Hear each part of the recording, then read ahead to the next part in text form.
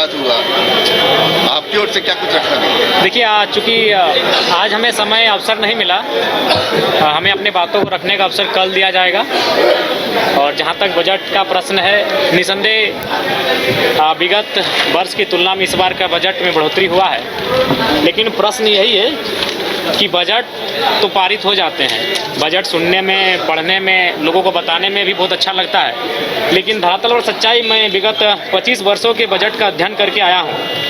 इस बार का व्यय चूँकि अभी तक प्राप्त नहीं हुआ है, 2023-24 में कुल योग था 1,41,498 करोड़, जिसमें खर्च किया गया था 1,07,920 करोड़।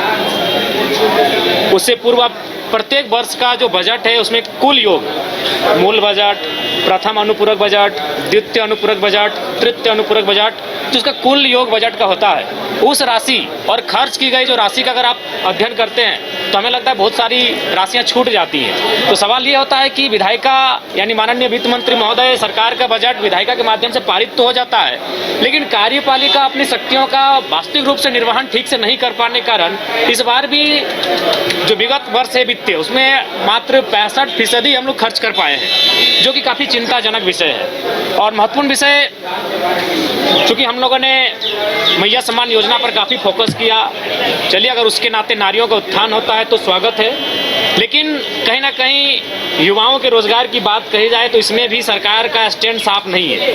उसके लिए आप देखेंगे हमारा जो स्थापना व्यय होता है, जिसमें पिछले वित्तीय बजट और इस वित्तीय बजट में विशेष कोई अंतर नहीं है। इसका मतलब सरकार रोजगार को लेकर, युवाओं के भविष्य को लेकर विशेष चिंतित नहीं है। दूसरी बात, आज अगर राज्य में सबसे ज़्यादा चर्चा सदन में किसी विषय पर हुआ तो स्वास्थ्य को लेकर हुआ।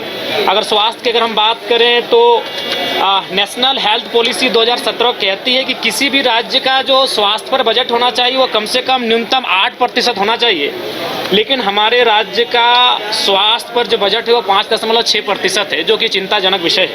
मैं आपके माध्यम से, लोकतंत्र के चौथे स्तंभ के माध्यम से सर्वप्रथम माननीय स्वास्थ्य मंत्री को ये संदेश दूंगा कि वो सबसे पहले प्रयास ये करे कि रिम्स के तर्ज पर, क्योंकि आज के दौर में रिम्स का वजन काफ़ी ज़्यादा हो चुका है, रिम्स के तर्ज पर कम से कम प्रत्येक प्रमंडल में एक अस्पताल का निर्माण हो। ये मैं स्वास्थ्य मंत्री को आपके माध्यम से संदेश देना चाहूँगा।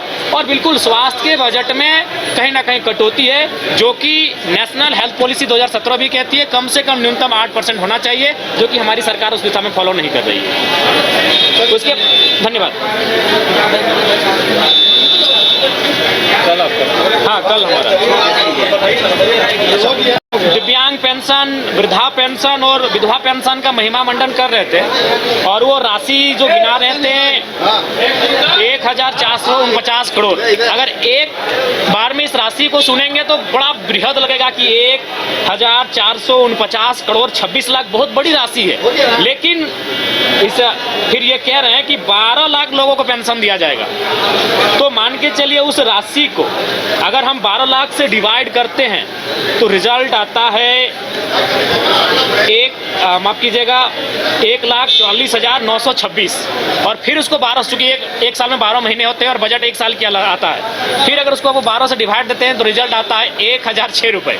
यानी सुनने में क्या लगा, 1,449 करोड़ 26 लाख, लेकिन जब उसको भाग देने देते तो रिजल्ट कितना आया, 1,006 रुपये। तो पेंशन तो वही है, 1,000 रुपये ही तो पेंशन है, लेकिन देखिए महिमा मंडन कैसा होता है, क्या बजट में दर्शाया गया 1,449 करोड़ 26 लाख, दिव्यांग खुश, वृद्धा खुश, विधवा खुश, लेकिन जब उसको अध्ययन करते हैं, उसको भाग देते हैं तो रिजल्ट आता है 1,006 रुपये मासिक।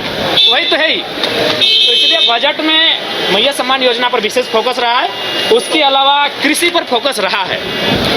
उसके अलावा अगर आप कहें हेल्थ पे बात की जाए, नए सृजन पे बात की जाए, युवाओं पे बात की जाए तो विशेष नहीं रहा। बाकी आप सबों का धन्यवाद।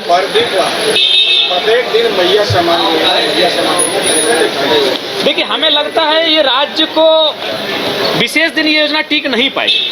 क्योंकि इसी बार के बजट में देखिए और पिछले बजट में जाके देखिए, मैया सम्मान की योजना की राशि को जिस विभाग के माध्यम से सुपुर्द किया जाएगा, बहुत ज़्यादा उछाल आया है परसेंटेज में।